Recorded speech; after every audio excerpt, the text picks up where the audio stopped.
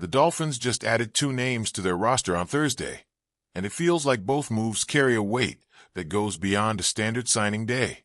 These additions came after workouts with roughly 6 players, one of them being a former first-round pick who once carried massive expectations. You know that cornerback, C.J. Henderson? Picked 9th overall in the 2020 NFL Draft. Yeah, that one. Hype coming out of Florida, but traded from Jacksonville by his second season. That's serious. He was there, in the tryouts, battling for a spot, and it tells you everything about how far he's drifted from that early promise.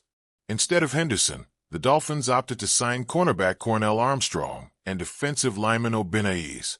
Also in the mix for cornerback roles, Duke Shelley and Jordan Taylor. For offensive line depth, Spencer Brown worked out. Here's what's interesting. Brown isn't the Buffalo Bills guy with the same name. You know, the tackle everyone talks about. No, this Brown went undrafted in 2025 from Oklahoma. And Shelley. He's a 7-year veteran with 53 games, 11 starts, having worn 4 different team jerseys: the Bears, Vikings, Rams, and most recently Giants. Taylor is fresh out of college, went undrafted, played at James Madison, and he's actually from Miami. So there's local ties in play. Let's pause. Henderson, a kid from Miami who excelled at Columbus High School, comes back for a shot with the Dolphins. But he couldn't edge out homegrown talent Taylor or veteran Shelley in those tryouts. That's telling. At one time, Henderson was seen as a lockdown corner, a future star. Yet now he can't even secure a spot over guys who slipped through the draft process or logged only occasional starts. That contrast, it raises brows. What's gone wrong? Henderson has 27 NFL starts under his belt, 10 with Jacksonville, and 17 more after the Jaguars traded him to Carolina. But the Panthers declined his 5th-year option for 2024. Then he signed with Houston, and after failing to stick there, he landed on Pittsburgh's practice squad. He didn't play in a single game last year. For someone who was once top 10 in the draft, that trajectory feels bitter. He's only had 3 interceptions in his career. Perhaps more glaring? His opponent passer rating when thrown at is 109.8. That's not just bad, it's a glaring liability.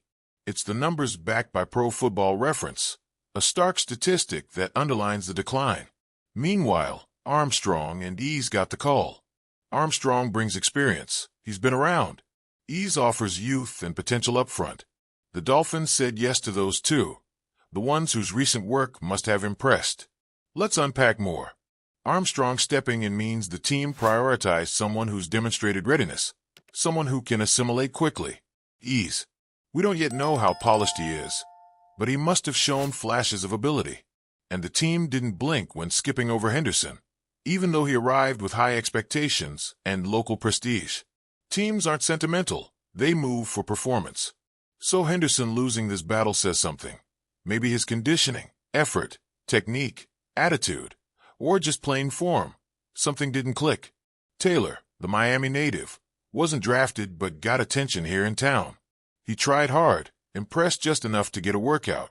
But still, Armstrong and Ease passed him. That brings up questions.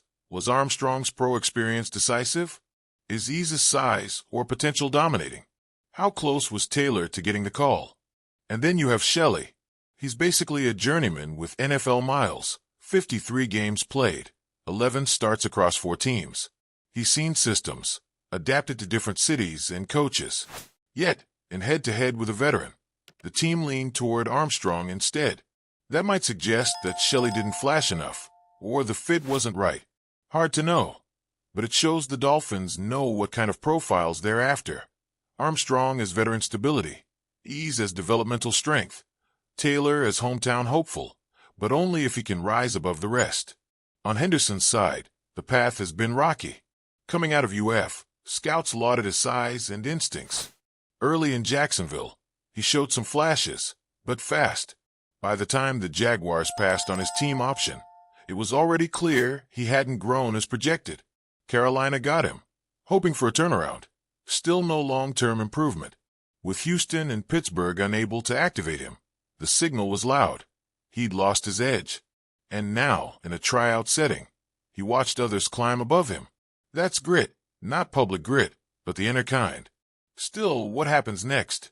Will he land somewhere else? Will someone bet on him in a developmental role? Or is this the end of the line for a former first-rounder? From the Dolphins' standpoint, adding Armstrong and Ease feels practical. They need depth in the secondary and line. Armstrong brings reliability. He's been in the trenches. Ease brings youth and maybe upside.